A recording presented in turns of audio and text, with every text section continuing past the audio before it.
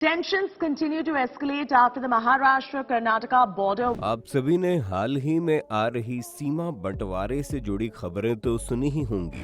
कर्नाटका और महाराष्ट्र के बीच सीमा विवाद को सुलझाना बिल्कुल भी आसान नहीं है। फिलहाल ये मामला सुप्रीम कोर्ट में है।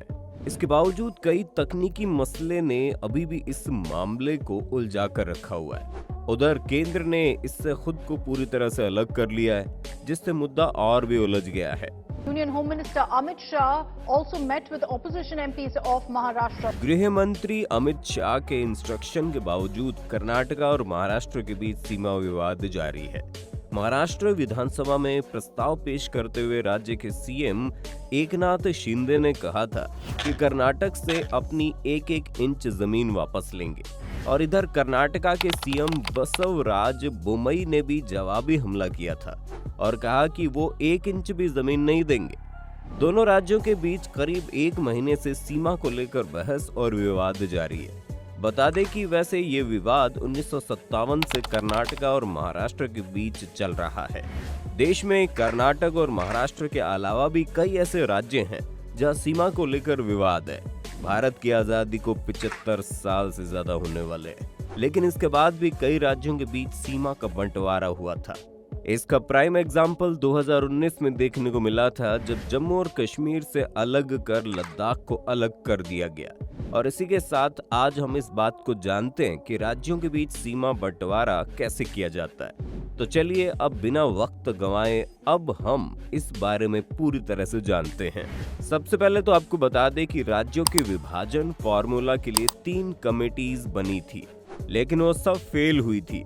1948 में बने एस.के. धर समिति ने कहा था कि राज्यों का बंटवारा प्रशासनिक आधार पर किया जाए। इस कमेटी का गठन संविधान सभा के अध्यक्ष राजेंद्र प्रसाद ने किया था, पर इस समिति की रिपोर्ट को आधिकारिक मान्यता नहीं दी गई।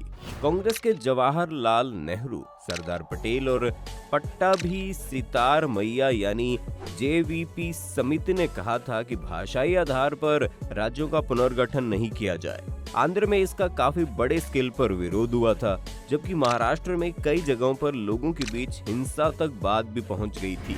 इसके बाद 1953 में फजल अली की लीडरशिप में राज्य पुनर्गठन आयोग बनाया गया था। इस आयोग ने अपनी सिफारिश में कहा था कि राष्ट्रीय सुरक्षा, फाइनेंशियल और एडमिनिस्ट्रेटिव नीड्स और 5 साल प्लान की सफलता को ध्यान में रखते हुए राज्य बनाए जाएं। फिर कैसे होता है राज्यों के बीच सीमा बंटवारा? इन सभी बातों को जानने के बाद अब सवाल ये उठता है कि इतना सब होने के बावजूद आखिर हमारे देश में सीमा का बंटवारा कैसे हुआ? तो इसका जवाब ये है कि इसका कोई तय फॉर्मूला नहीं है, लेकिन अब तक 4 आधार पर ही सीमा का बंटवारा होता आया है। इसमें सबसे पहले आता है जियोग्राफिकल प्रॉक्सिमिटी।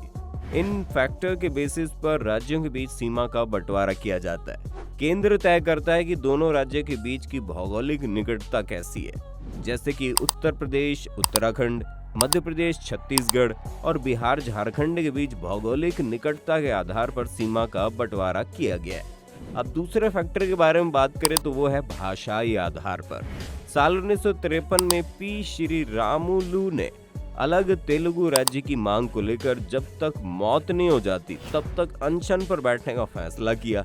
56 दिनों तक चले इस अनशन के बाद श्री रामुलु की मौत हो गई, जिसके बाद तत्कालीन प्रधानमंत्री जवाहरलाल नेहरू ने आंध्र को अलग राज्य बनाने की घोषणा कर दी। भाषाई आधार पर इसके बाद महाराष्ट्र, गुजरात और हरियाणा, पंजाब का बंटवारा किया गया। मद्रास प्रेसिडेंसी से अलग होकर आंध्र नया राज्य बना। तो इस हिसाब से देखें तो सीमा का बंटवारा भाषा के आधार पर हुआ था। अब आखिरी फैक्टर के बारे में बात करें तो वो है लोगों की इच्छा के आधार पर। राज्यों के बीच सीमा बंटवारे का सबसे महत्वपूर्ण तत्व लोगों की इच्छा है। हाल ही में लद्दाख और तेलंगाना का बंटवारा इसी आधार पर किया गया था। लोगों की मांग को देखते हुए केंद्र सरकार किसी भी राज्य की सीमा का बंटवारा कर सकती है। इतना सब जानने के बाद आपके दिमाग में एक सवाल आ चुका होगा कि स्वतंत्रता से पहले हमारा देश कैसा था? तो उसका जवाब ये है कि आजादी से पहले हमारा देश 565 राजसी रियासतों में बटा हुआ था। तब भारत में 3 प्रकार के राज्य थे: ब्रिटिश इंडिया के राज्य, दूसरी रियासतें और अंत में फ्रांस का उपनिवेश। आजादी के बाद 562 रियासतें भारत के अंतर्गत आई, जिन्हें भारतीय संघ के राज्य के रूप में रिकॉन्स्टिट्यूट किया गया। हालांकि उस समय हैदराबाद, जूनागढ़, भोपाल और कश्मीर भारत का हिस्सा बनने के लिए राजी नहीं हुए थे। 1956 तक ये रियासतें भी भारतीय संघ का हिस्सा बन गई थी और देश में 14 राज्य, 6 केंद्र शासित प्रदेश बनाए गए। आजादी के बाद भारत के नक्शे पर उत्तर प्रदेश, कर्नाटका, गुजरात, हरियाणा, मध्य प्रदेश जैसे राज्यों का नाम नहीं था और इनकी जगह central province, United province, Bombay province, central India, Madras presidency state हुआ करते थे। आजादी के बाद सालों में 17 राज्य बढ़कर 29 हो गए। तो चलिए इसी के साथ हम आपको बता देते हैं कि कौन सा राज्य कब गठित हुआ। सबसे पहले जम्मू और कश्मीर के बारे में बात करते हैं। जम्मू कश्मीर के राजा हरि सिंह ने भारत में विलय के कागजातों पर हस्ताक्षर किए। साल 1956 में इसे भारतीय संघ का हिस्सा घोषित कर दिया गया। अगस्त 2019 में जम्मू कश्मीर को विशेष राज्य का दर्जा खत्म कर दिया गया और ऐसा करके इसे केंद्र शासित प्रदेश में पूरी तरह से बदल दिया गया। अब अगला राज्य है उत्तर प्रदेश। तो इस राज्य को राजनीतिक रूप से देश का सबसे महत्वपूर्ण राज्य माना जाता है। उत्तर प्रदेश बनने से पहले इसे यूनाइटेड प्रोविंस के नाम से जाना जाता था, जिसमें अवध और आगरा भी शामिल थे। ये साल 1950 में भारत का हिस्सा बना था। इसके बाद आता है बिहार। 22 मार्च 1912 को इस राज्य को अंग्रेजों ने बनाया था।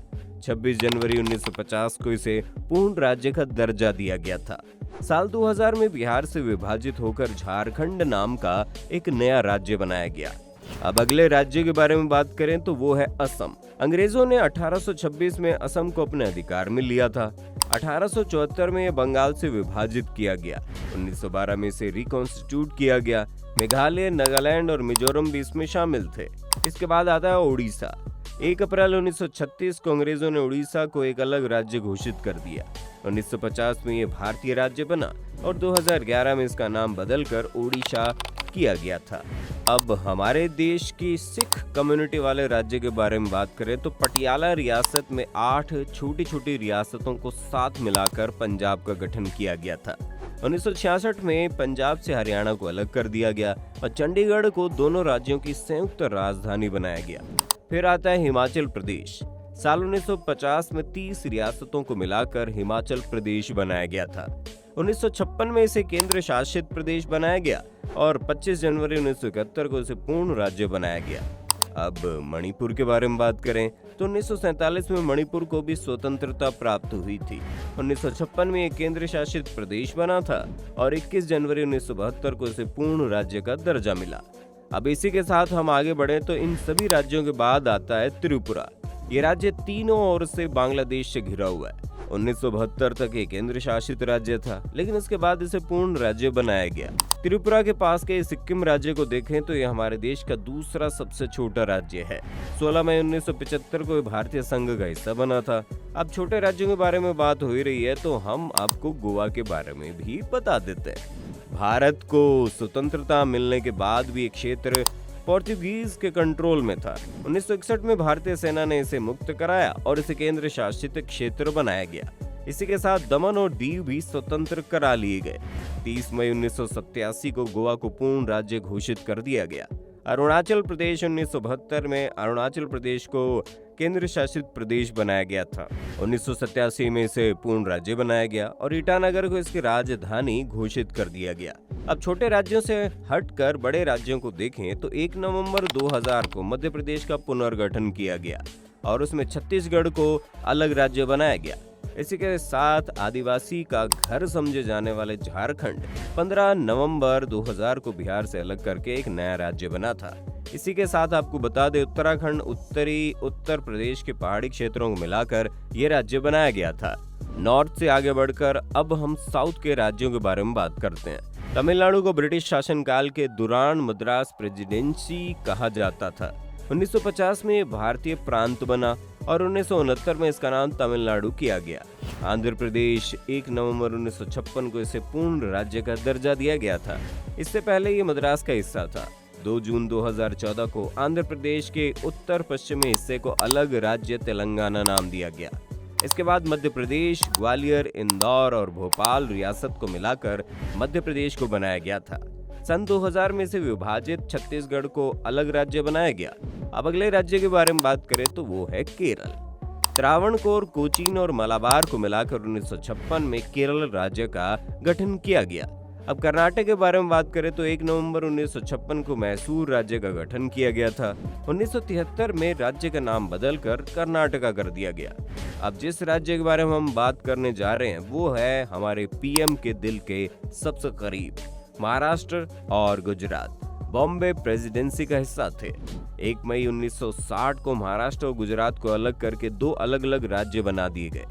अब आखिर में आता तेलंगाना। ये देश का 29वां राज्य था।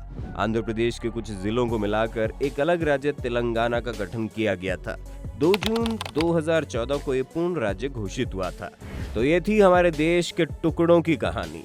इस वीडियो को देखने के बाद आप हमारे देश के राज्यों को कब, कैसे और अलग हुए उस बारे में तो जान ही चुके होंगे। तो आपका इस बारे में क्या ख्याल है? आप हमें अपनी राय कमेंट सेक्शन में जरूर बताइए। अगर आपको ये वीडियो पसंद आई है तो लाइक और शेयर का बटन दबा दें। बाकी जितने भी लोग हमारे चैनल पर पहली बार आए हैं वो सब्सक्राइब और बेल आइकन का बटन दबाएं ताकि हमारे आने वाली सभी वीडियोस की नोटिफिकेशन आपको मिले सबसे पहले।